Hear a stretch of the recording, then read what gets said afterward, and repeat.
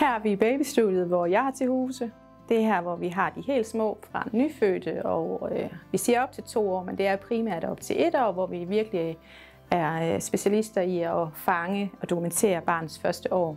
Vi har indrettet babystudiet lidt som en lille stue, for at det skal være ekstra hyggeligt. Det skal ikke være et kæmpestort studie, de små børn de kommer til.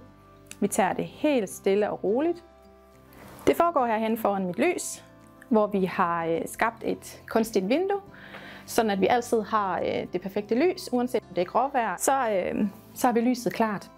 Puden her, det er nok udover kameraet mit største redskab, især til de nyfødte og til de små op til 6-7 måneder. Her i studiet, der kører vi ret vidt i hvidt. Lidt nordisk stil, er der nogen, der vil kalde det. Og det er sådan primært fordi, at de små de er søde i sig selv, så jeg synes ikke, der skal være en hel masse farver, kontraster, som tager opmærksomheden fra de små. For at have lidt anderledes en gang imellem end bare det hvide, så har vi også fået vores stofvæg her, som vi kan tage frem. Det er den er lidt brunlige tone, hvilket også er mega lækker til de små. Og passer enormt godt til stolen.